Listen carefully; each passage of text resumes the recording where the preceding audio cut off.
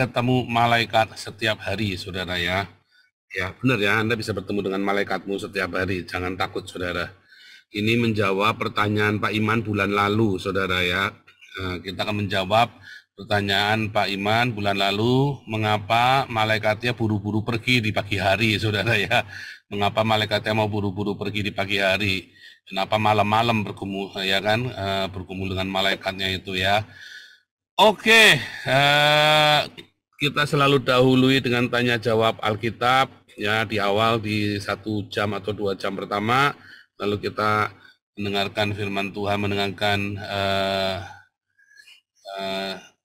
firman Tuhan setelah itu, saudara ya. 2 jam pertama untuk tanya jawab Alkitab. Kita hari ini tidak berdebat, tetapi kita tanya jawab ya, boleh ya saudara ya, tapi jangan debat. Kalau mau debat dari lain. Saudara, ada yang unik ya ketika kita setiap hari menjadi seorang Kristen ya. Tergantung Anda jadi Kristennya Kristen apaan nih. Kalau Anda Kristennya Tritunggal Oneness dan tari-tarian itu ya Anda tidak akan ketemu Tuhan. Tak jamin itu saudara, kamu tidak akan ketemu Tuhan itu. Kalau kamu tuh langsung begitu Kristen, kamu Tritunggal Oneness tari-tarian, kamu ketemunya setan saudara. Ya, kamu ketemunya Dewa Tamus. Rasanya. Iya saudara, makanya tidak berbuah. Dan gara-gara Tritunggal Oneness ini ya orang Kristen bunuh-bunuhan 300 tahun saudara. Ya 300 tahun bunuh-bunuhan gara-gara Tritunggal Oneness. Jadi Anda Kristen yang Tritunggal Oneness, tak jamin Anda masuk neraka. Tak jamin kamu masuk neraka saudara. Saudara, karena sudah pengalaman orang Kristen 300 tahun bunuh-bunuhan gara-gara masalah Tritunggal Oneness ini saudara. Ya, gara-gara dogma-dogma yang seperti yang nggak berguna ini bikin kamu masuk neraka, saudara. Tetapi orang Kristen yang hidupnya berdiakonia, hidupnya bersaksi, hidupnya menjadi berkat, itulah Kristen yang di awal kisah para rasul sampai dengan Kristen ya berkembang menguasai 2/3 dunia. Ya, gara-gara Kristen yang kisah para rasul yang berdiakonia dan bersaksi hidupnya, saudara. Bukan yang Tritunggal Oneness. Kalau Anda lihat di Alkitab, tidak pernah ada perdebatan Tritunggal Oneness. Di tahun 100, dari mulai zamannya Justin Martir, sampai dengan perdebatan-perdebatan dengan orang Yahudi, tidak ada dibahas Tritunggal Oneness, saudara. Kemudian tiba-tiba Athanasius mulai ya menggugat orang Yahudi dengan Tritunggal Oneness. Mampus dah saat itu Kristen nyungsep, saudara. Ya, tahun 600, tahun 700 itu paling parah. Ya, tahun 800 Islam mulai merebak. Negara-negara Kristen dikalahkan sama Islam. Kenapa, saudara? Karena korup para biskupnya itu. Kalau kamu tidak ikut doktrin gereja, ya didoktrin dan Anda dipaksa membayar sejumlah uang kepada gereja. 10%, mendingan jadi Islam cuma 2,5%, saudara. Ya kan pajaknya 2,5% jadi Islam, kalau jadi Kristen 10%, saudara. Ngeri, saudara. Wah, saat itulah saudara kamu dipalak sama gereja, kamu ditipu sama gereja, dan mulai orang-orang Kristen mulai meninggalkan gereja. Karena apa, saudara? Karena dipalaknya 10% ditakut-takutin, saudara ya. Kalau kamu bidat, kamu nanti akan dihukum oleh Tuhan, tapi yang datang nanti pasukan salib, saudara. Tahun 1200 itu paling parah itu ya. Ketika pasukan salib itu bubar, mereka pulang ke Perancis, yang dibunuh adalah orang Kristen dan orang Yahudi, saudara. Ya, itu gara-gara Tritunggal Oneness semacam itu, saudara. Kalau kamu tetap tinggal di dalam Tritunggal Oneness, kamu masih mau bangga dan Anda ikutin para debaters Tritunggal Oneness, kamu tanpa sadar kamu masuk neraka bareng-bareng mereka, saudara. Tak jamin itu, saudara. Tak jamin. Ya, tak jamin itu, saudara. Tak jamin Anda masuk neraka bareng-bareng Tritunggal Oneness ini. Anda tak ketemu Tuhan, Anda ketemunya Tritunggal sama Oneness, sama dewa-dewanya mereka, sama ya setan-setan yang mereka sembah itu. Ya, keangkuhan hidup, keiko. Nah, akhirnya orang-orang Tritunggal Oneness itu isinya kasus semua, saudara. Mau Tritunggal Oneness dua-duanya sama, isinya kasus semua. Ruwet semua, pendeta ada yang cerai, ada yang, aduh, seruat pokoknya, saudara ya. Ada yang cerai, ada yang maling donasi, ada yang Cina, ada ruwet semua, seruwet semua. Anda lihat orang-orang yang debatnya Tritunggal Oneness, hidupnya nggak ada yang beres. Satu pun tidak ada yang beres. Sebut satu saja coba yang hidupnya beres. Yang tukang debat Tritunggal Oneness, nggak ada, saudara. Nggak ada, hidupnya nggak ada yang beres semua. Saya kenal mereka semua, sudah saya tahu mereka semua. Ya nggak ada yang beres. Ya, dan rata-rata ya ribut donasi, ujung-ujungnya donasi ruwet. Saudara, saya pernah diteror saudara sama orang macam begini. Ya, waduh, ributnya suka duit tok saudara ya, ributnya donasi tok. Dan akhirnya Anda masuk neraka bareng-bareng sama Tritunggal Wanes ini. Tetapi kalau hidupmu berdiakonia, bermarturia dengan konsisten, ya, maka kamu akan bahagia. Ingat saudara, ada dua hal ya. Ketika kamu berdiakonia, ya, kamu sedang menghadirkan kerajaan Allah bagi komunitasmu, ya, bagi hidupmu dan bagi komunitasmu. Ketika kamu mengampuni, kamu sedang menghadirkan Tuhan buat dia yang kamu ampuni, saudara, dan buat keluargamu. Ya, hebat kan? Pengajarannya sesimpel itu. Ya, pengajarannya sesimpel itu. Dan kamu akan bahagia, saudara. Jangan ribut Tritunggal Wanes, saudara. Itu semua orang Tritunggal debat sama saya tentang Tritunggal, nggak ada yang menang, saudara. Udah saya tantang satu-satu. Semuanya KO semua, ruwet semua pokoknya. Bahkan Muri Wali yang sekolah di Kampen aja wall out, saudara. WO dia debat Tritunggal sama saya dia. Wah, kacau dia pikirannya, mumet, saudara. WO dia langsung pergi, saudara. Rudi Yohanes itu yang ngaku-ngaku paling hebat ngakunya. Kalau orang ngaku paling hebat biasanya paling goblok, saudara. Ya, WO juga. Ya kan? Nggak ada, saudara. Pokoknya sudah saya tantang satu-satu. Jadi nggak ada, nggak berani, saudara, sama saya. Siapa yang berani sama saya? Mengapul segala. Dulu akhirnya malah belain saya, saudara. Ya kan? Mengapul segala almarhum itu akhirnya belain saya. Dia tahu, begitu dia tahu siapa saya, dia tahu apa yang saya lakukan, angkat topi, saudara. Mengapul segala, kalah awu, saudara. Iya kan? Wanes apa lagi kalau Wanes mah nggak ada. Aduh, Wanes itu sih ribut semua, saudara. Isinya ada caci maki, isinya Cina. Terus pokoknya lingkarannya lingkaran Cina itu Wanes itu, saudara. Ya, itu ruwet semua itu. Percaya saya. Kalau kamu tetap tinggal di dalam Tritunggal Wanes, ruwet, nggak perlu tahu, saudara. Kalau Anda mau tahu, saya ajarin di Bible College, saya ajarin pasti. Supaya Anda jangan mudah disampingkan. Makanya saya tantang gitu ya para teolog Tritunggal Wanes. Saya kasih 10 juta rupiah kalau kamu menang debat lawan saya. Siapa yang baca hari ini? Kamu dia udah jadi ya? Hari ini yang baca siapa? Bu Rima dan Bu Rima. Cinta. Bu Cinta. Bu Cinta mana Bu Cinta? Ada. Udah ketemu nih. Ada. Saya Oh iya, oke, saya jadikan co-host saja biar langsung nanti buka sendiri. Tapi sekarang matiin dulu aja. Oke, yang berdoa siapa? Berdoa Pak Siliwangi. Pak Sidiwangi, mana Sidiwangi? Ya, salam Sampurasun. Sampurasun. Ya, Bapak Ibu, mari kita bersatu dalam doa. Bapa kami yang berada di sorga pada acara komunia ini, kami ingin mengucapkan syukur atas seluruh berkat dan pernyataan yang telah Engkau berikan, sehingga kami dapat berkumpul setelah menjalani hari yang penuh sukacita untuk mendengarkan firman-Mu yang sebentar lagi dibacakan oleh para rektor, dan renungan firman Tuhan dibawakan oleh Bapak. Sertailah dan pimpinilah kami agar hati kami selalu tertuju kepadamu. Dalam penyertaan Roh Kudus, bukalah hati kami agar selalu rendah hati dan berhikmat. Biarlah firman Tuhan yang kami dengar dapat menjadi rema bagi kehidupan kami. Terima kasih Tuhan, hanya di dalam nama Tuhan Yesus kami berdoa dan mengucap syukur. Haleluya. Amin.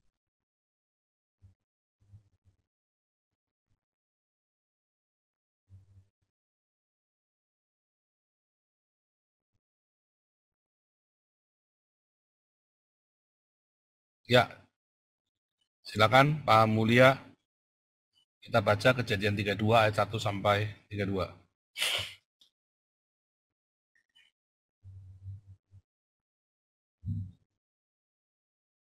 Kejadian. Pastor. Kejadian 32 ayat 1 sampai 32.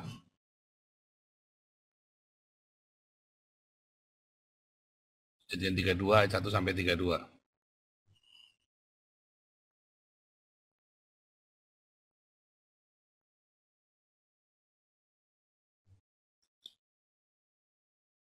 Kejadian 32 ayat 1 sampai dengan 32.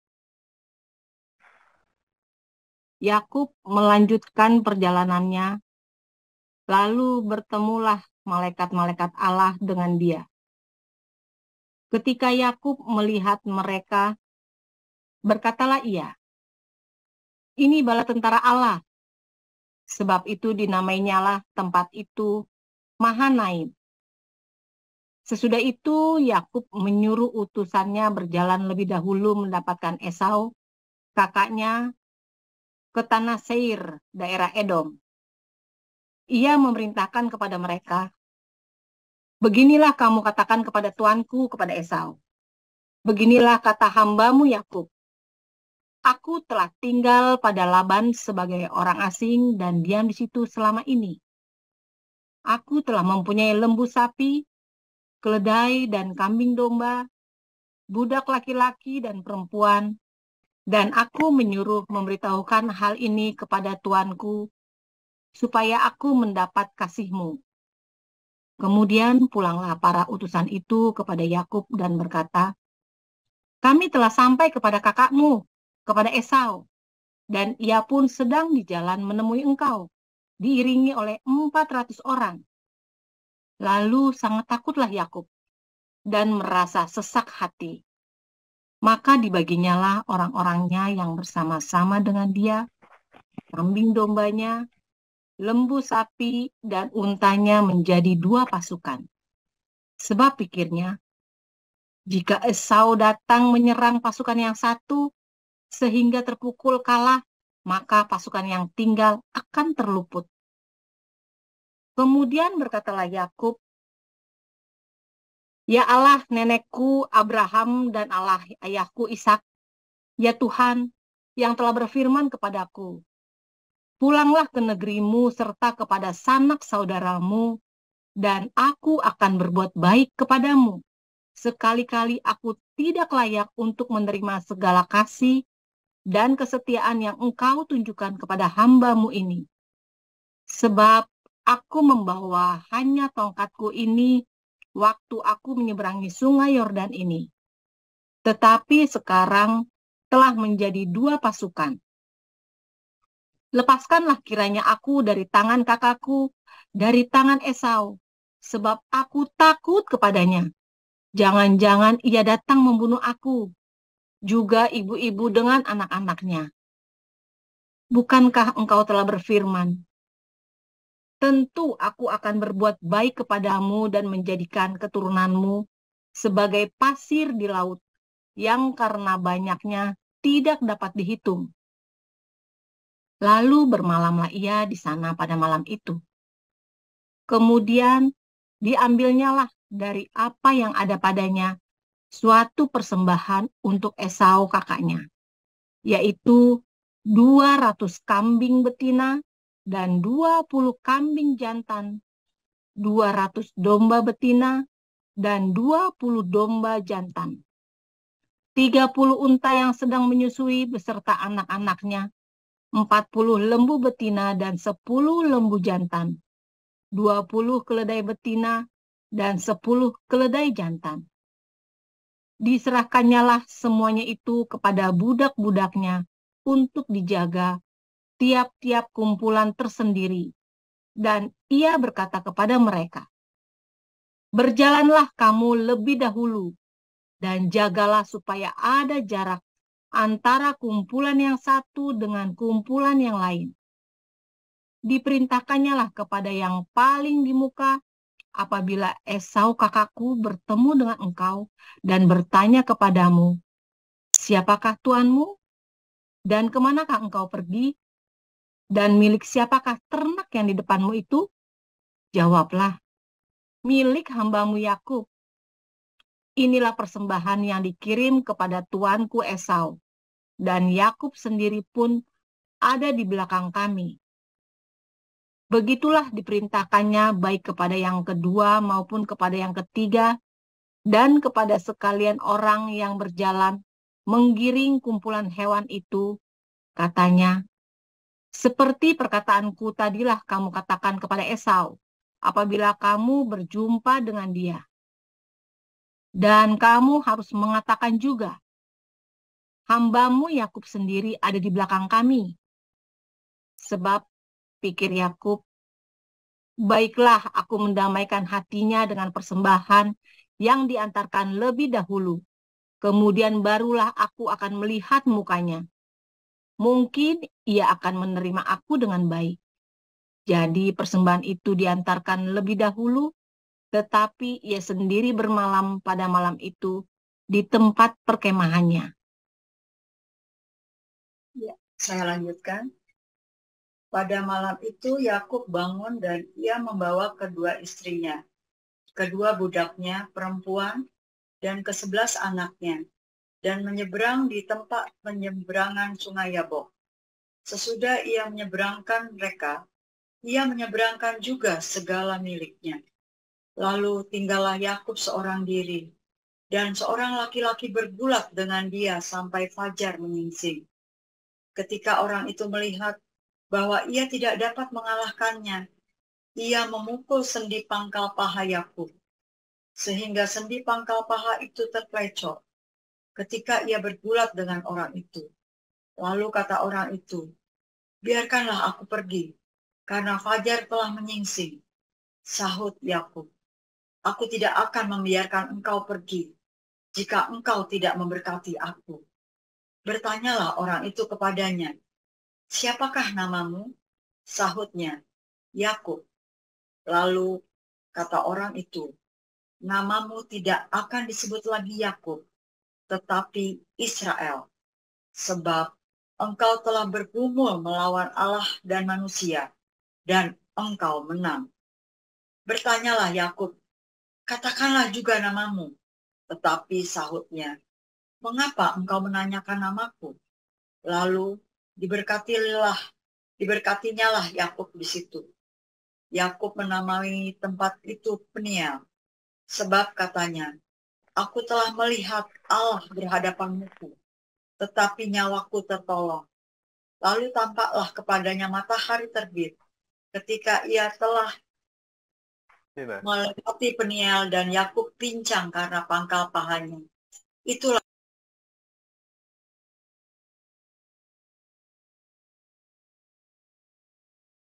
Bu Cinta mikrofonnya mati. Mulai ayat 30. ayat 30. Sorry. Yakub menamai tempat itu Peniel, sebab katanya, aku telah melihat Allah berhadapan muka, tetapi nyawaku tertolong. Lalu tampaklah kepadanya matahari terbit, ketika ia telah melewati Peniel, dan Yakub pincang karena pangkal pahanya. Itulah sebabnya sampai sekarang, orang Israel tidak memakan daging yang menutupi sendi pangkal paha, karena dia telah memukul sendi pangkal paha Yakub pada otot pangkal pahanya. Demikian. Terima kasih Bu Cinta. Sama Bu Rima, Pak Mulia, God bless you. Pak Siliwangi juga. Saudara, Anda bisa ketemu malaikat, saudara, setiap hari, saudara ya. Saya sering berkata, ya, kalau Anda hidupnya di Hades, ya, atmosfer yang kamu hidup itu adalah Hades, maka kamu ketemunya ya tiap hari arwah orang mati, mimpi ketemu setan, pocong, kuntilanak, segala macam, saudara. Makanya orang-orang indigo itu, ya, kalau dia orang-orang indigo yang belum lahir baru, ya dia ngeliatnya ya setan, pocong, kuntilanak, kematian, dan seterusnya, saudara. Ya, sedih ya, saudara ya, sedih. Sedih banget. Tapi kalau Anda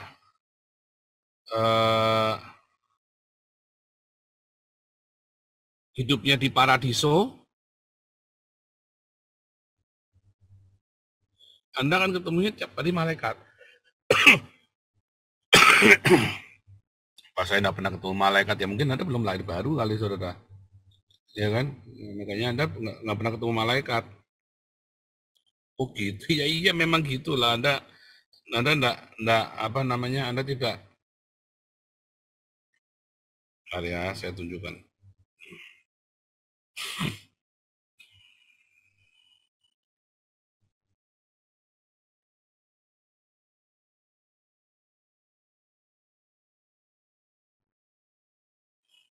Lama sekali nggak mau. Loh, kok nggak mau? Bentar ya.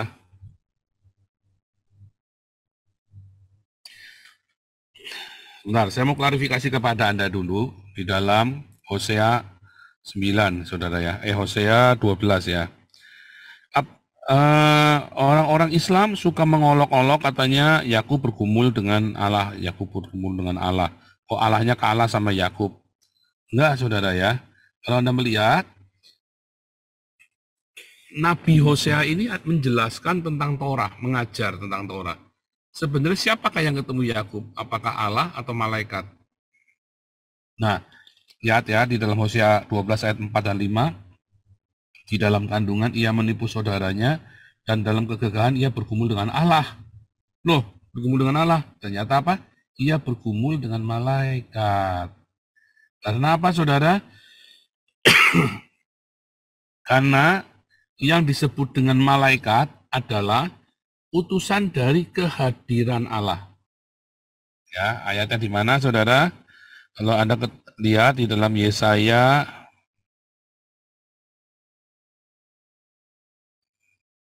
63 ayat 9, ini terjemahannya salah, saudara ya. Bukan dalam segala kesesakan, bukan seorang duta atau utusan, melainkan ia sendiri yang menyelamatkan mereka. Anda kalau lihat di The Net Bible, through all that they suffered, he suffered too. The messenger sent from his very presence. Malaikat yang dikirim dari hadiratnya. Ya, the messenger of his face, the angel of his very presence. Ya, saudara ya. Jadi kata kata malaikat, kalau Anda belajar lagi di dalam kelas apologetik, kata malaikat itu apa, saudara?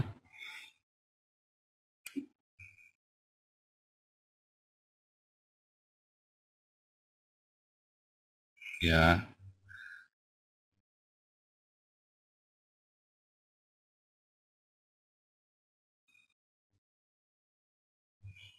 Malaikat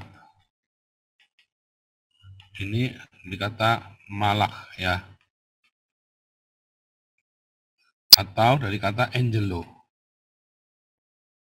Ini artinya apa, saudara? Utusan. Tadi Yesaya 63 ya adalah utusan dari hadiratnya, dari hadirat Allah. Ya, malaikat itu adalah utusan, the angel from his very presence. Artinya kehadiran Allah yang masuk di dalam tubuh, yang sering ketemu sama kita. Ya. Terus di dalam Hosea 9 ayat 12 ya, ayat 4 dan 5, ternyata Yakub bergumul dengan malaikat Allah. Itu tadi, the angel from his very presence. Bergumul dengan malaikat Allah. Ya. Jadi Anda mengerti malaikat itu bukan sesuatu sosok yang bersayap-sayap begini, saudara. Ya, seperti Anda lihat dalam berbagai macam kisah ini ya. Ada sayap-sayapnya malaikat, ada sayapnya itu ya. Bukan seperti itu, saudara. Dan dikatakan itu ada di tepi sungai Yabok di penyeberangan, saudara ya. Di penyeberangan sungai Yabok. Cuma ini kok sungainya enggak ada ya. Ini yang gambar ini kurang sip ini ya, saudara ya. Mereka bergumul itu di tepi sungai Yabok ya, saudara ya. Dan karena yang gambar ini orang Kristen, Kristen Trinitas Oneness itu ya. Bukan yang orang-orang Yahudi yang gambar ini ya.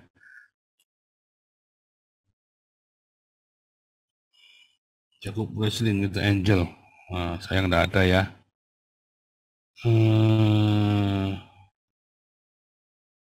Nggak ada ya yang gambar di tepi sungai Yabok ya.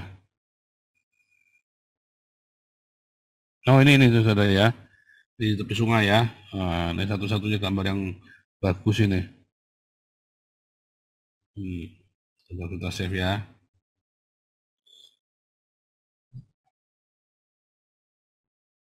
Ini ya, di tepi sungai ya.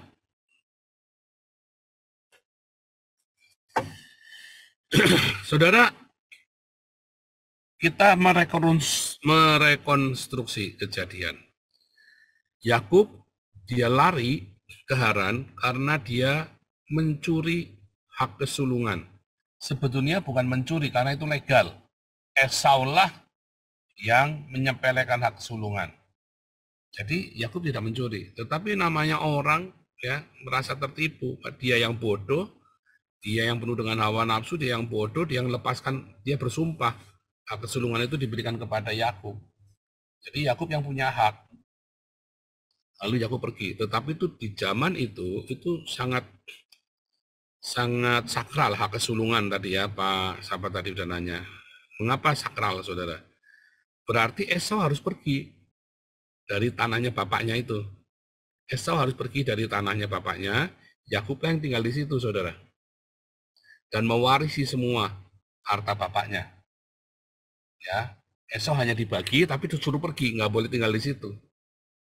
Padahal mereka sudah settle di sana. Itulah makanya hak kesulungan sangat penting. Ya, dia si Esau yang harus pergi. Harus pergi dan tidak bisa mewarisi apapun. Cuman dibagi saja sedikit, sekedarnya. Makanya ketika Yakub kembali, dia dengan istrinya, dengan anaknya, dia mencoba menyogok Esau, kasih ini loh. Kan nanti aku mau ambil alih, saya ambil alih tanahmu, tanah yang tempat sekarang ini kamu tinggal, jadi kamu tak kasih barang-barang nih, tak kasih ternak segala macam. Ya, sebab bagaimanapun juga Yakub lah yang harus menempati tanah tersebut. Esau harus pergi, harus diusir, saudara. Makanya dia mencoba berdamai dengan kasih sokokan-sokokan itu.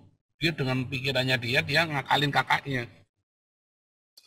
Walaupun itu tetap nggak cukup, karena Esau harus pergi, harus diusir dari situ, saudara. Kecuali Yakub tidak mau mengklaim. Nah, kalau nggak mengklaim mau tinggal di mana? Dia harus coba-coba lagi cari tanah lagi, saudara. Dan itu adalah tanah yang paling subur di seluruh tanah Kanaan bagi padang penggembalaan. Ya, untuk padang penggembalaan di seluruh tanah Fenisia itu, Israel hari ini, itulah tanah yang paling subur. Karena di balik pegunungan Petra itu, di baliknya Laut Mati, ya kita lihat ini ya saudara ya. Mengapa tanah itu menjadi amat sangat penting ya saudara ya. Kalau Anda melihat ini, petanya ini kan, lihat, semua tanah di sekelilingnya itu warnanya kuning semua saudara. Kecuali di Mesir ya, semuanya kuning semua. Anda lihat, tanah yang paling subur itu ada di mana saudara?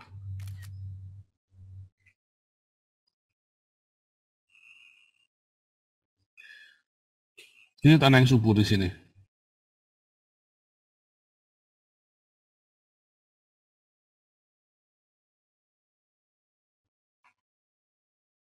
Ini Haran ya.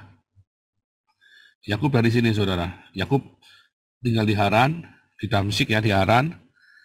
Lalu dia balik. Ini tanah subur di mana untuk padang penggembalaan saudara ya. Tanah subur. Mengapa? Ini padang pasir. Padang gurun ya, bukan pasir cuma gurun ya, padang gurun. Di sini nggak ada kehidupan saudara. No life. Ada kehidupan di sini. Di daerah pegunungan Petra ini saudara. Ini pegunungan Petra. Ya. Dari sini angin panas tidak bisa masuk dari sini. Nggak bisa. Kenapa? Karena ada pegunungan Petra. Ya. Bani Ismail, Esau, Ismail, Amalek, Moab, anak-anaknya Lot itu semua tinggalnya di sini saudara. Karena mereka bisa bersembunyi di balik gunung-gunung itu. Ya. Dan selalu ada mata air di situ karena di balik gunung-gunung itu tidak semuanya kena panas terik kan. Tetapi lewat dari sana adanya cuma kematian. Ini kematian, saudara. Sehingga tempat yang subur adalah inilah tempat yang subur untuk padang penggembalaan. Masalahnya orang-orang Kanaan tidak mengembala, saudara.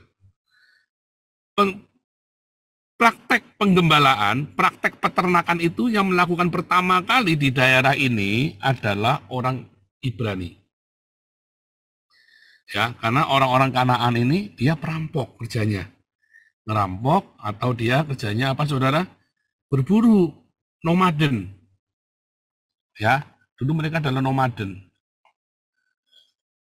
Ya, rata-rata orang dari situ nomaden. Orang Israel ketika keluar dari Mesir pertama kali nomaden 40 tahun. Kemudian mereka masuk ke dalam tanah sini, mereka melakukan padang penggembalaan. Orang-orang Ibrani pergi ke Mesir, mereka tinggalnya di Golan. Di Goshen. Mengapa di Goshen? Karena mereka gembala.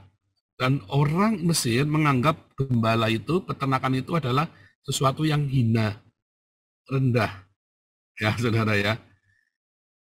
Kok hewan diternak, dipiara, disayang-sayang. Hewan itu buat disembelih, buat diburu. Ya, makanya dia nggak terendah. Sampai dibawa tidur ya. Kalau mereka punya domba kesayangan itu baru beranak, dombanya lucu-lucu itu dibawa tidur sama mereka, saudara. Ya, tinggal bersama dengan mereka di dalam rumah dombanya itu. Ya, nah itu dianggap rendah oleh orang Mesir. Ya, saudara ya, itu konsep budaya. Jadi itulah sebabnya tanah ini menjadi tanah yang subur untuk penggembalaan. Ya, untuk padang penggembalaan. Sehingga Yakub kalau mau menggembala dia harus tinggal di sana, sedangkan Esau kerjanya adalah pemburu. Ya, pemburu apa saja, pemburu kepala orang termasuk, saudara ya. Esau itu kalau Anda lihat dalam tradisi Yahudi, Esau itu disamakan dengan Nimrod. Orang yang gagah perkasa seperti Nimrod, saudara ya. Esau itu orang yang sakti mandraguna. Ya. Nah, Esau itu kemudian punya masalah dengan Yakub intinya. Karena Esau harus pergi dari tanah yang subur ini, dia harus pergi kemana? Ya ke padang gurun Petra ini.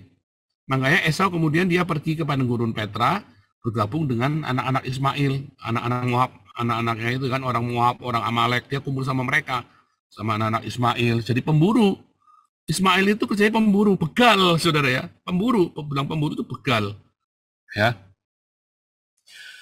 Makanya kerjanya orang Filistin, orang Amalek, orang Midian, itu begal, ya, mereka kerjanya ngerampok. Sementara Israel tidak pernah menjajah, tapi mereka selalu dijajah, ingat zamannya Hakim-Hakim ya. Nah, ini ada cerita sejarah, balik lagi ya. Nah, itulah sebabnya maka mereka harus tinggal di sini. Ya, di padang, di lembah Sungai Yordan ini ya. Lembah Sungai Yordan ini ya. Dengan Sungai Yordan nih. Mereka harus tinggal di sini, saudara. Ya, harus tinggal di sini mereka. Yang subur. Ya. Wah, ini pertarungan besar, saudara. Ini pertarungan yang besar dan luar biasa. Yakub takut sekali, saudara. Karena dia bisa dibunuh, dia dari belakang, ya dia nggak mungkin balik ke rumah Laban, dia mau pergi ke sini, dia bisa mati karena mereka peternak, mereka bukan petarung, mau pergi ke sini, ini daerahnya orang Aram, ya, mau pergi kemana? Mau pergi melintas ke sini, mati mereka, saudara itu. Daerah perampok semua, orang Amalek, orang Moab, orang, ya, orang Amon, wah ngeri, saudara ya. Jadi dia harus balik kemari. Untuk bisa balik kembali, dia harus bertemu dengan Esau yang harus dia usir. Karena Esau sudah diambil hak kesulungannya dan Esau harus pergi. Nah, itu pergumulannya. Jadi apa pergumulan hidup dan mati, saudara? Siapa di sini pernah mengalami pergumulan hidup dan mati? Ya, rata-rata pernah ya. Saya pernah, saudara. Pergumulan yang luar biasa dalam hidupmu, seperti mau mati rasanya, saudara. Nah, disitulah kemudian Yakub kemudian mengutus, ya dia mengutus ternaknya apa dengan dia hitung-hitungan, adalah kasih upeti saja, tuker-tukeran dah, ya tuker-tukeran, nah, supaya Esaunya luluh hatinya. Lalu dia kirim anak istrinya baru, terus di belakangnya dia ya, tapi dia kemudian semalaman dia bergumul. Ya, saudara, apa kata bergumul itu, saudara? Kalau Anda melihat ya di dalam Kabat Anda akan melihat ya Sohar itu adalah cikal bakalnya Kabalah ya. Kabalah itu adalah sebuah sekte di dalam Yahudi yang tentang simbol-simbol makna-makna itu ya. Angka-angka Sohar ya mengisahkan bahwa Yakub ya yang bergumul dengan malaikat adalah sebuah simbol manusia yang bergumul dengan sisi kelamnya, saudara. Ya, jadi semalam-malaman Yakub itu bergumul dengan sisi kelamnya, saudara. Sohar mengajarkan kepada kita ya that in every struggle, dalam setiap pergumulan hidupmu, we are powerful. Kita ini sebetulnya punya kuasa dan bisa menaklukkan sisi jahat kita, ya. Bila kita punya kemauan. Ya, there is only one place where the lust is so strong that even great men are powerless. Tapi kalau kedaginganmu itu begitu kuat, orang yang paling hebat di dunia ini pun bisa powerless, saudara. Ya, Dekit Hanashe, ini kata Dekit Hanashe ya, it very means to forget, because once it has been aroused, ya, Dekit Hanashe itu ya bagaimana kita melupakan kedagingan kita, karena begitu kedagingan kita lebih kuat, maka rational thinking, religious scruples are left far behind. Begitu kedaginganmu kuat, saudara, maka otakmu, rasionalmu, dan semua kesalehanmu itu bablas, saudara. Jadi kamu harus melupakan kedaginganmu. Ini ya. Nah, ini kita cerita tadi pandangan sisi orang Yahudi. Kita lihat tentang Sohar. Ini yang terus dalam Sohar, saudara ya. Dalam Sohar bab 1 bagian 110 yang judulnya Vaislah ya, saudara ya, dalam bahasa Ibrani tentunya. Nah, lihat ya. Every person, ada 248 organ tubuh corresponding to the 248 commandments that were given to be done. Ya. Dan ada 248 malaikat which are embodied in the Shekinah. Ada 248 malaikat ya, saudara ya, yang membentuk Shekinah. Shekinah itu kemuliaan Tuhan. Every person has 365 sinews. Sinews itu apa, saudara? Otot-otot kali ya, otot. Corresponding to the 365 negative commandments. Jadi gini, saudara, maksudnya. Torah itu kan ada 613 mitzvot. Mitzvot. 613 ini adalah 248 ditambah 365, saudara. 248 ini adalah organ kita, ini adalah jumlah otot kita, saudara. Ya, ini adalah yang membentuk Shekinah. Ini adalah komandemen, ya. Perintah yang jangan itu ya. Negatif komandemen. Negatif command. Gitu ya. Terus dia bilang apa, saudara? 365 ini juga cerita tentang 365 hari.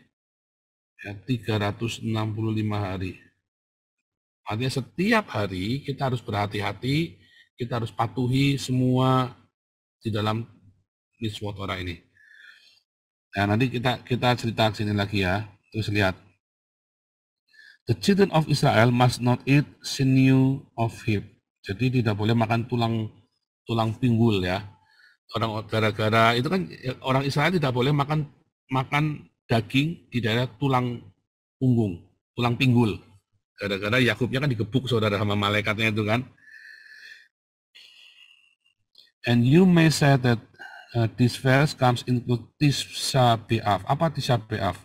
Tisha B'Av itu adalah tanggal 9 bulan Av, di mana setiap tanggal 9 bulan Av itu 2 kali Bait Allah itu dihancurkan, saudara. Pertama zamannya Nebukadnezar, kedua zamannya Jenderal Titus.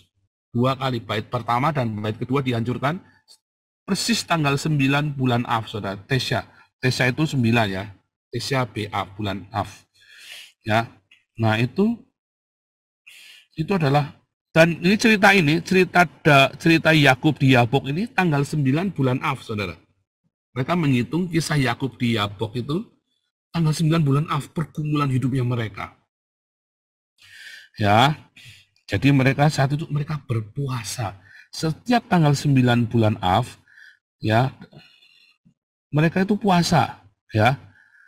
Dan mereka dalam puasa itu ada pergumulan. Karena Tisha B'Av itu hari sial, saudara ya. Tisha B'Av itu hari sial Anda. Ya, yang dimaksud secara makna rohani adalah hari sial Anda. Makanya Anda setiap tanggal 9 bulan Av, di hari sial itu Anda harus puasa. Orang-orang Yahudi itu berpuasa. Lalu immediately Jacob strength one and when and among the days of the year there is found Tisha B'Av, on which he was attacked and judgment was declared upon him and the temple was destroyed therein. Ya, makanya setiap tanggal 9 bulan Av di hari sial mereka berpuasa, yaitu untuk apa, saudara? Menang atas pergumulan hidupnya. Ya, ingat-ingat. Tadi yang pertama, kita balik ya.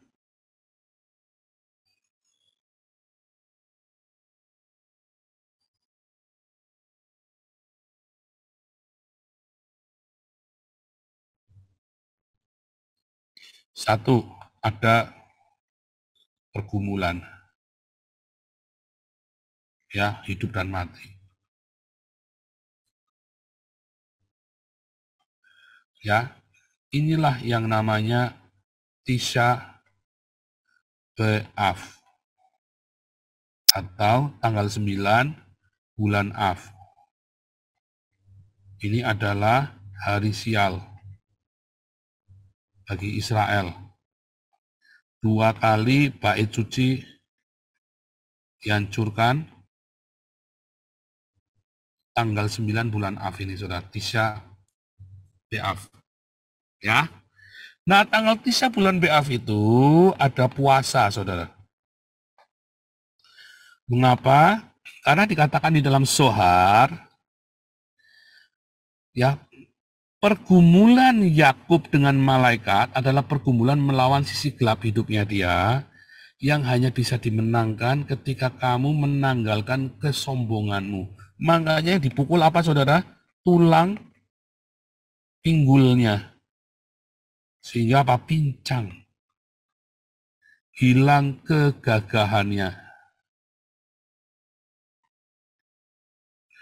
Ya, dengan kamu dipukul tulang pinggulnya dan hilang kegagahanmu, dagingmu, keegoanmu, arogansimu, kebanggaanmu, kehebatanmu, maka kamu akan diberkati dan memperoleh kemenangan. Ya, nah, ini yang bagian ketiga. Ya, mengapa malaikat itu di malam hari, saudara? Kenapa buru-buru mau pergi? Karena di malam hari itulah orang-orang mulai memikirkan pergumulan hidupnya. Siang hari terang benderang, saudara. Di siang hari terang benderang, ramai hiruk pikuk, orang tidak sempat mikir, saudara. Dia harus bekerja, dia sibuk dengan ini, dengan itu. Di malam hari, saat malam mencekam, itu kegelapan dalam hidupnya itu keluar, saudara. Di malam hari, saat hidupmu mencekam, ya, disitulah kamu pengen bunuh diri. Biasanya antara jam 12 sampai jam 4 pagi orang bunuh diri, saudara. Antara jam 12 sampai jam 4 pagi, kalau kamu ngeliat orang depresi, ditemenin, saudara ya. Ditemenin, jangan biarkan dia sendiri. Karena di saat jam 12 sampai jam 4 pagi itulah saatnya sisi gelapnya dia itu menguasai hidupnya dia, itu dia bisa gelap benar-benar dan bunuh diri, saudara. Ya, dia mikir banyak sendirian. Nah, makanya, saudara, itulah sisi gelapnya. Makanya Yakub bergumul dengan malaikat adalah bergumul dengan dirinya sendiri, saudara. Ternyata malaikat itu adalah dirinya sendiri. Dia bergumul dengan dirinya sendiri, dia begitu kuat bergumul dengan dirinya sendiri, sampai apa, saudara? Sampai dia mendapatkan berkatnya kembali. Berkatnya itu sudah ada, saudara. Kan berkat dari bapaknya, Ishak. Ya kan? Ini berkatnya dari mana? Sudah ada dari Ishak, bapaknya. Ya kan? Dia sudah punya berkat itu.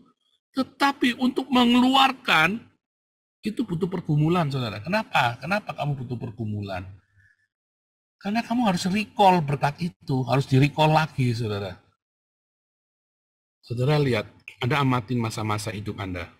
Dalam pergumulan hidup Anda. Kalau Anda belum lahir baru, ya, Anda akan sangat sulit sekali merecall, memanggil berkat itu, saudara. Wah, butuh mujizat. Kalau kamu belum lahir baru, kamu belum pernah punya rema di dalam hidupmu, kamu recall-nya itu lama sekali, kayak saya lama, ya. Tapi tidak selama orang yang belum lahir baru. Saya 4 tahun, saudara, untuk merecall berkat itu.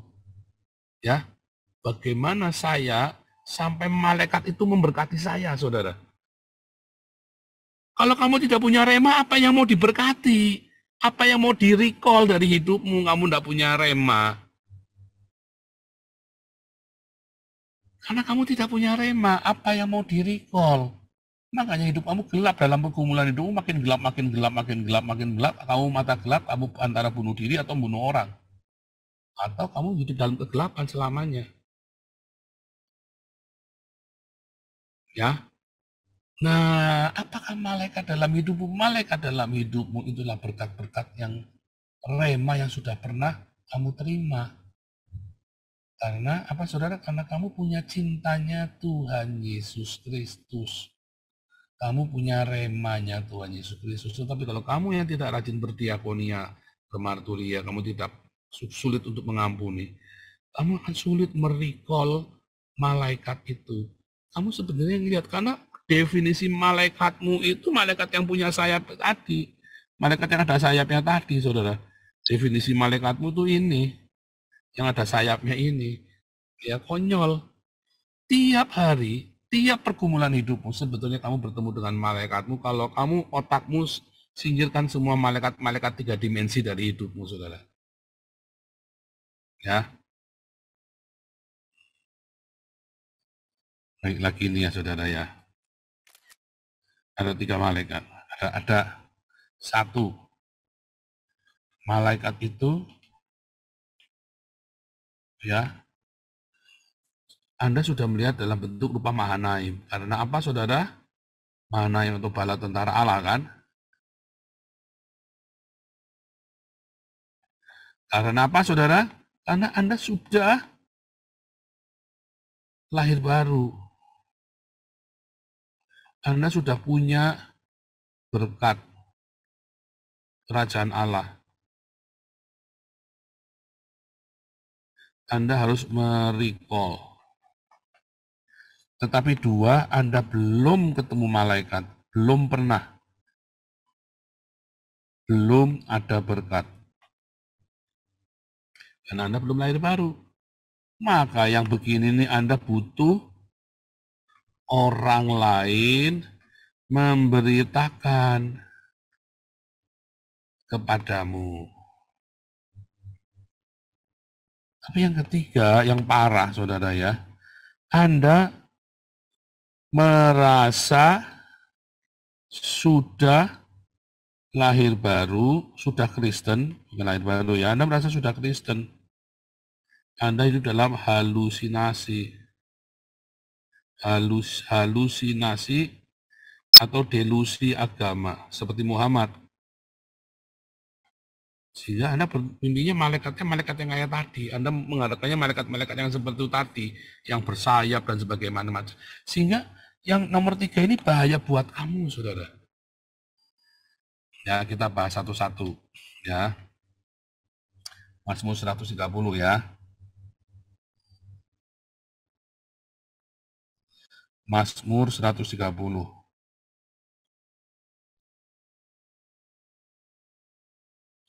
Seruan dalam kesusahan, lihat ya. Lihat ya, ini bagus ya. Nyanyian siaran. Dari jurang yang dalam aku berseru padamu, yaitu dari mana? Dari Hades. Tuhan, dengarkanlah doa suaraku, biarlah telingamu menaruh perhatian kepada suara permohonanku. Jika engkau, ya Yehova, mengingat-ingat kesalahan-kesalahan, Yehova, siapa yang dapat tahan? Tapi padamu ada pengampunan supaya engkau ditakuti orang. Coba, Yehova ditakuti bukan karena dia bunuhin orang, tapi karena apa? Karena dia mengampuni orang, saudara.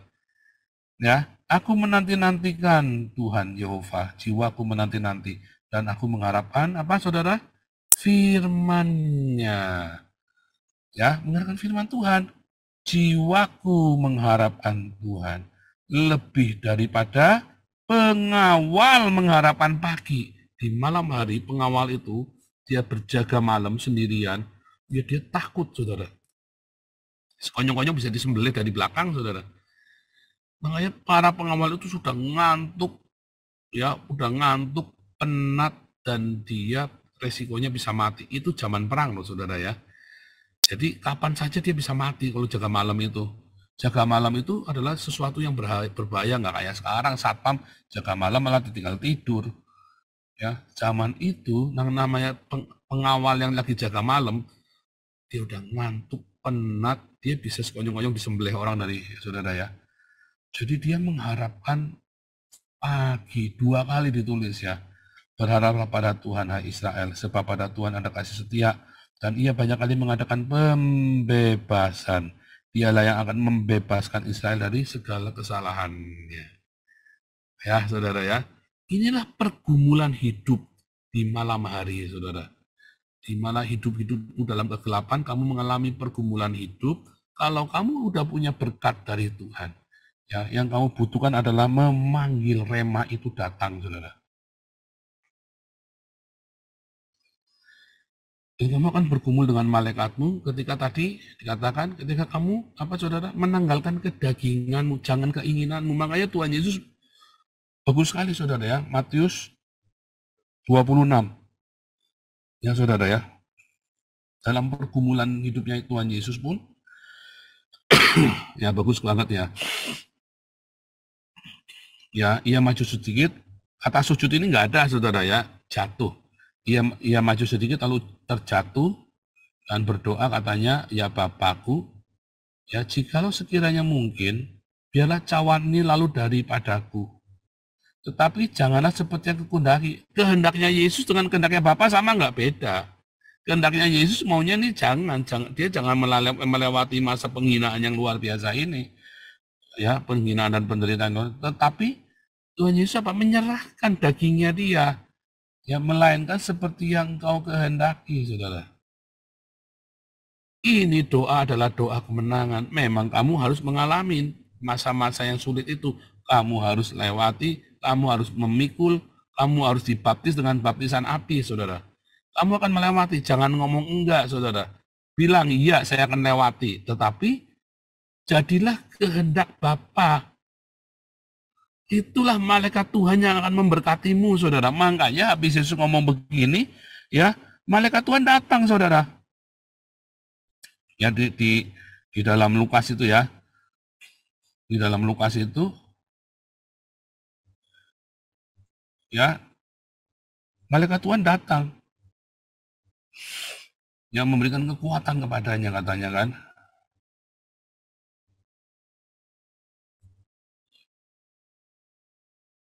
Setelah Yesus berkata, ya Bapakku, jikalau engkau mau ambillah cawan ini daripadaku, nah, tapi bukanlah kehendakku, melainkan kehendakmu. Maka seorang malaikat dari langit menambahkan diri padanya. Ini seperti yang dialami oleh Yakub, saudara.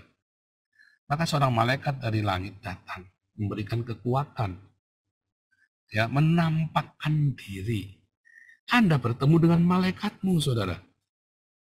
Sebetulnya Anda bisa bertemu malaikatmu di dalam pergumulan hidupmu, seperti saya bertemu malaikat di dalam pergumulan hidup saya, dalam puncak pergumulan hidup saya itu, ketika akhirnya saya ngomong, ya Tuhan, jadilah kehendak-Mu Tuhan.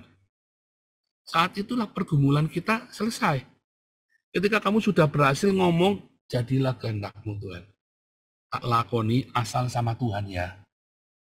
Asal Tuhan jangan tinggalkan aku ya. Kenapa saudara? Karena kamu sedang merecall berkat. Apa itu berkat, saudara? Ketika Tuhan berserta dengan kamu, itulah berkat. Karena bahkan di masa-masa yang mengerikan dalam hidupmu yang harus kamu hadapin itu pun, ketika kamu bersama dengan Tuhan Yesus, di situ ada berkat, saudara. Ya, di situ ada berkat. Jangan takut. Itulah malaikat yang menemuimu nanti. Tiba-tiba, kamu mantep, saudara. Kamu melihat malaikatmu, bukan malaikat yang pakai sayap itu. Kita nggak ngerti malaikatmu datang seperti apa, saudara. Ya, malaikat yang datang pada saya, atau Yesus Kristus yang datang pada saya dalam bentuk putih metah, saudara ya. Putih, ya. Dan saya tahu itu Yesus. From His very presence. Ya kan? Dia datang. Apakah itu Yesus, apa itu malaikat? Ya namanya malaikat itu kan utusan. Ya, Yesus mengutus hadiratnya datang menguasai hidup saya. Jadi jangan takut, aku mengampuni kamu, layani aku lagi. Itu the very presence. Dan itu ada dalam semalam-malaman kehidupanmu, di dalam kegelapan hidupmu, sampai fajar menyingsing. Fajar itu menyingsing bagi hidupmu, saudara. Makanya kemudian setelah fajar menyingsing, malaikat itu pergi. Tapi dia harus hancurkan dulu apa, saudara? Egomu, dagingmu. Dia harus hancurkan dulu dagingmu. Ya, harus hancurkan dulu, kemudian fajar menyingsing bagimu, saudara. Itu yang dimaksud ya. Makanya semalam-malaman. Semalam-malaman dalam hidupmu itu bisa lama.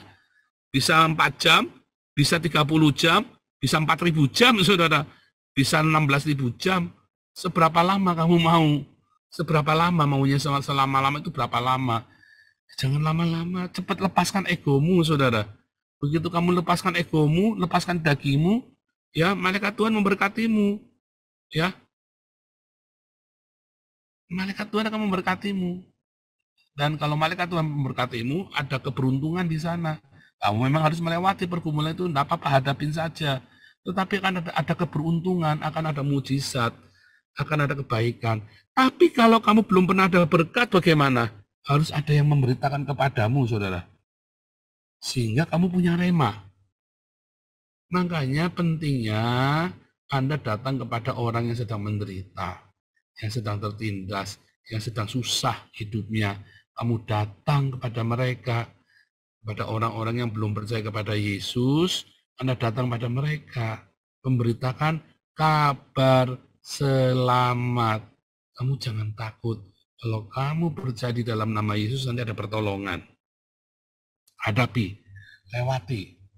Itu begitu, saudara. Nanti malaikat Tuhan yang akan datang kepada dia. Yaitu apa? Rema itulah malaikat Tuhan. Memra. Ya, memra itulah. Firman Tuhan itulah yang akan datang. Ya kan? Ketika dia sudah mendengar, firman yang keluar dari mulut Allah tidak akan kembali kepada Allah dengan sia-sia. Dia akan bekerja di dalam hati orang itu, saudara. Yang cilaka, kalau kamu merasa sudah Kristen, dan kamu merasa sudah Tritunggal Wano, sudah paling hebat, dan makanya kamu nggak pernah dapat pertolongan. Orang-orang ini akhirnya nipu, saudara. Orang-orang ini akhirnya cuman sesumbar hidupnya kalah berantakan, ya kawin cerai, ya berzina, ya maling donasi, ya macam-macam. Kenapa? Karena dia merasa sudah Kristen, dia berhalusinasi, dia berdelusi dengan agamanya dia. Dia tidak bertemu dengan pergumulan yang sesungguhnya, saudara. Dia tidak bertemu dengan malaikat di dalam pergumulan hidupnya dia, karena dia merasa dia sudah tahu. Hanya orang sakit yang perlu dokter, kata Tuhan Yesus. Kamu merasa diri kamu sudah sehat, padahal sakit. Padahal kamu sakit, kamu butuh pertolongan. Kenapa saya cepat dulu pergumulan cuma 4 tahun, saudara? Karena saya sadar saya sakit. Saya ngomong, Tuhan, saya sakit, Tuhan. Tuhan saya orang berdosa. Sampai hari ini pun kalau ada orang berdosa, ya saya bilang sama pengurus, ya 90% orang yang kamu tolong itu, orang yang kamu beri kesempatan itu, bangsat semua. Makanya mereka kere terus. Kenapa ya? Karena mereka bangsat, karakternya nggak baik. Nggak jujur lah, males lah, pasif lah, tidak ada inisiatif lah. Makanya mereka kere terus. Dan mereka itu ada untuk kamu tolong. Untuk kamu tolong. Makanya mereka wajib datang embun pagi. Siapa tahu satu logos yang mereka dengar tiba-tiba menjadi rema dalam hidup mereka. Dan mereka tiba-tiba dirubahkan hidupnya. Langsung mereka diberkati Tuhan. Jadi jangan diusir, jangan dicaci maki. Dimarahin saja, diomelin, tapi jangan kamu rendahkan. Tetap beri kesempatan mereka untuk bersama dengan kita. Ya, saudara ya. Iya kan? Seperti itu, sesimpel itu. Sesederhana itu, saudara.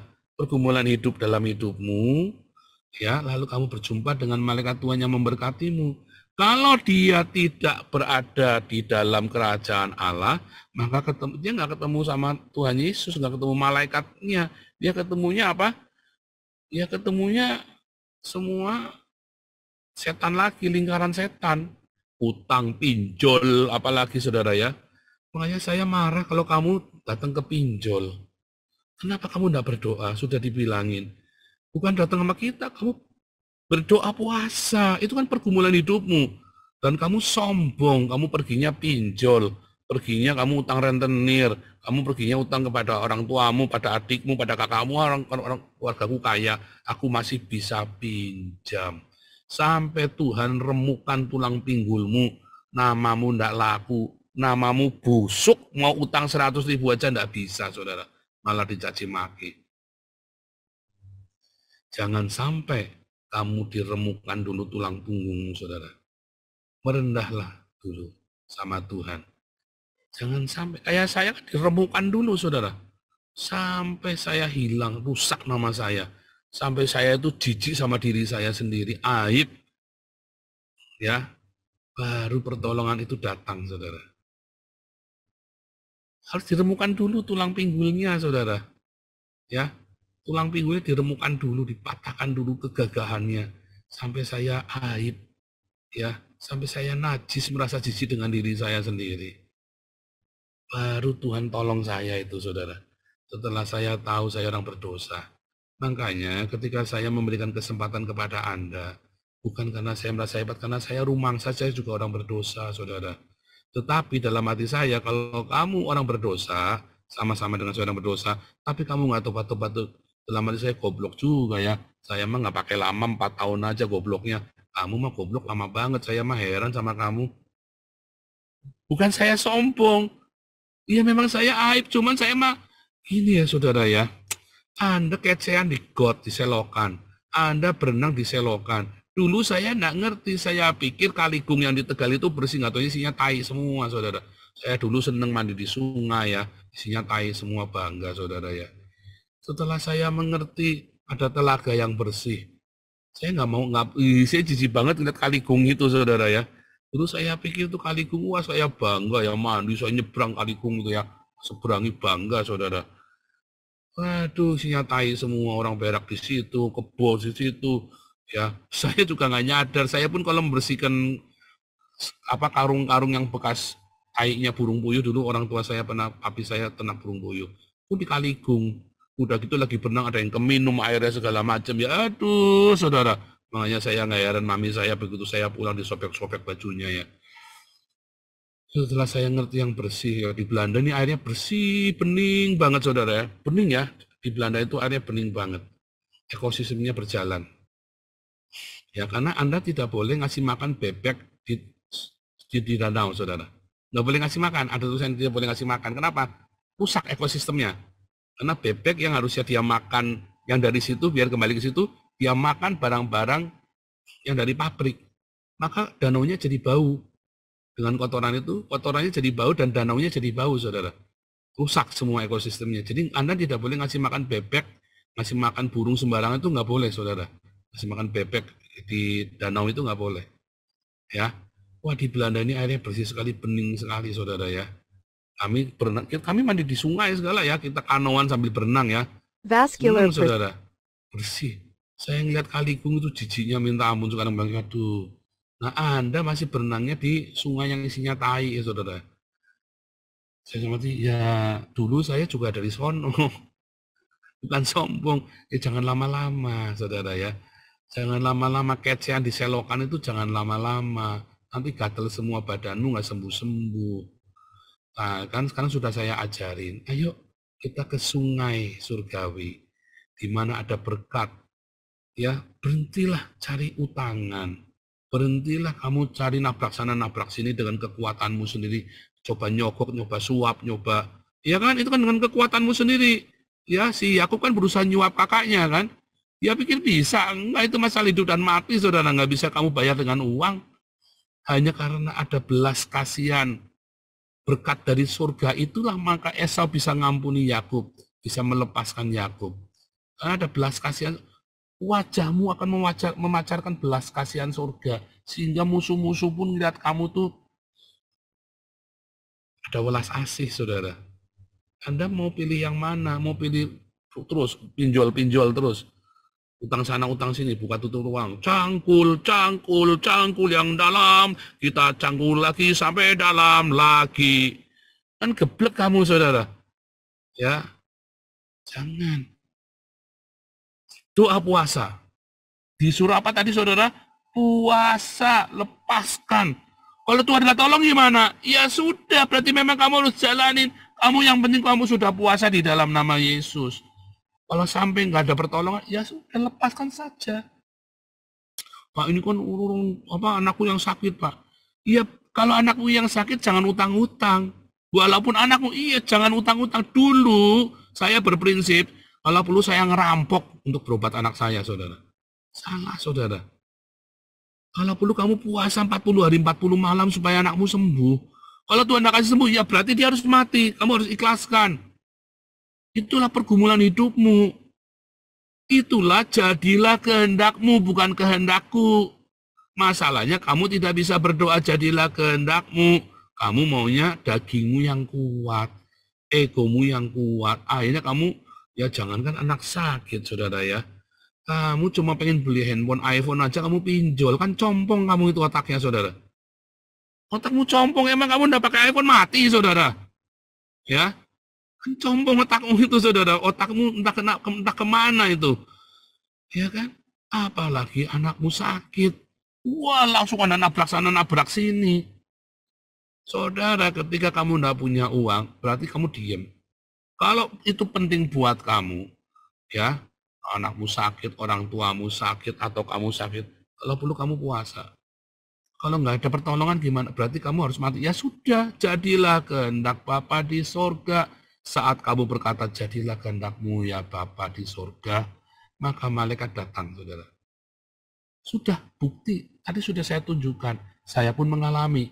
Sudah nggak ada jalan keluar. Begitu saya bilang, jadilah sesuai kehendakmu Bapa. Saat itulah malaikat Tuhan datang. Saat kamu berkata dengan sungguh hati, tekatin dengan hatimu, bulat-bulat, tekatin, jadilah sesuai kehendakmu ya Bapa, bukan kehendakku. Saat itu pertolongan malaikat surga datang, berkat surga datang, surga. Masalahnya hati kamu benar nggak ngomong jadilah sesuai kehendakmu? Kamu juga kebanyakan retorika, kebanyakan itu ya. Makanya kamu kere terus, makanya kamu nggak lepas-lepas dari lingkaran setan, dari kesialan. Karena kamu tidak sanggup berdoa, jadilah kehendakmu, bukan kehendakku. Sulit ya? Sebetulnya nggak sulit. Yang sulit adalah egomu. Ya nanti gengsi toh ya sama tetangga toh ya. Saya malu. Ya itu yang mau dihancurkan sama Tuhan, justru gengsimu itu, Dul. Justru kesombonganmu itu, coy. Yang mau dihancurkan sama Tuhan, makanya dihancurkan terus, diulurin sama Tuhan sampai remuk kamu. Sampai kamu berdoa benar-benar jadilah kehendakmu. Ternyata kamu kehendaknya lebih kuat. Ternyata egonya kamu lebih kuat. Ya Tuhan bilang, ya nanti lain kali deh kita bikin lagi deh. Mampus kamu lain kali ngulangin lagi. Kamu ego kamu kuat, kamu lepas, utangmu banyak, ya gampang nyaurnya 10 tahun, kalau perlu nggak perlu dibayar, saudara.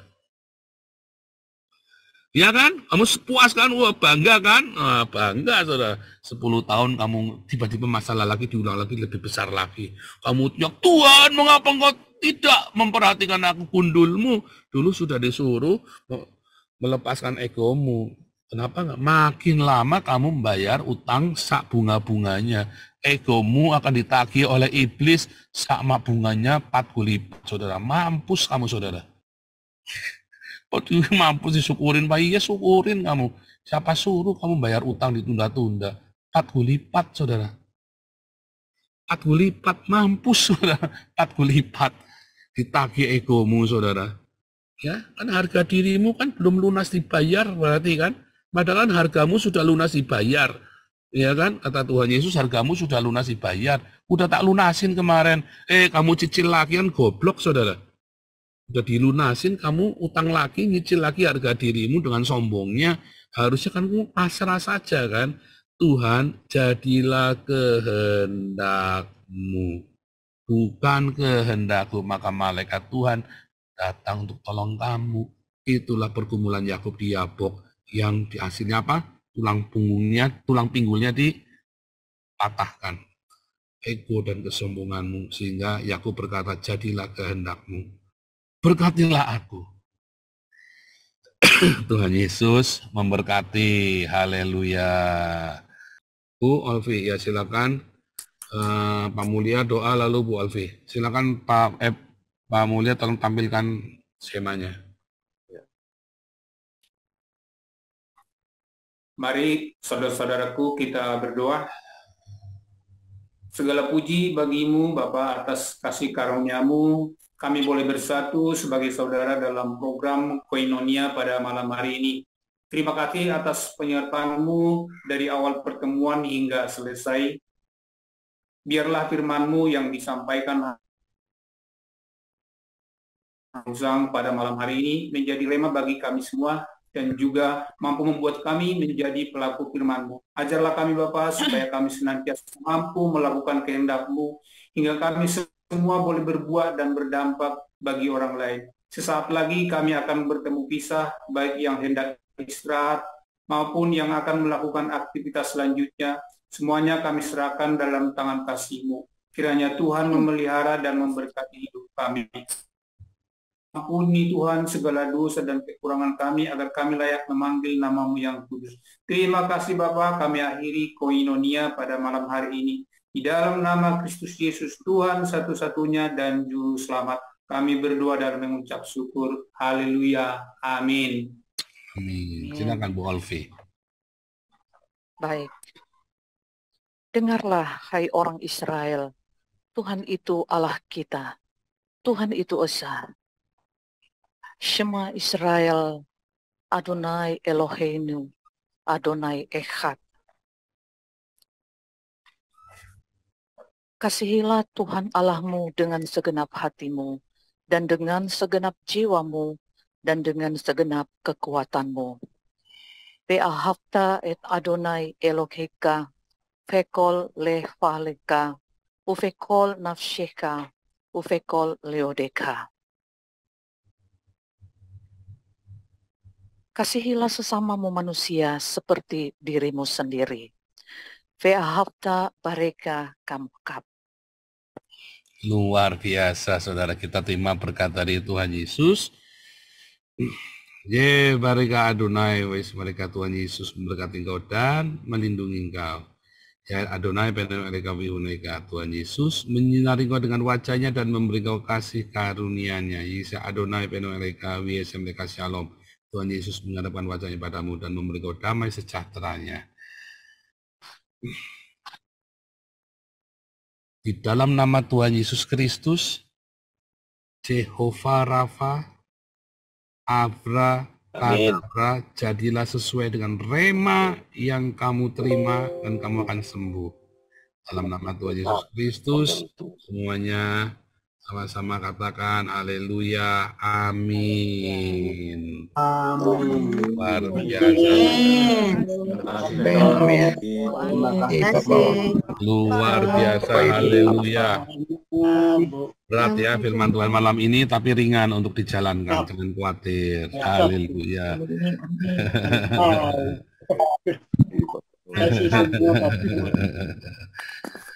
Oke, kita dengarkan yang satu ini. God bless.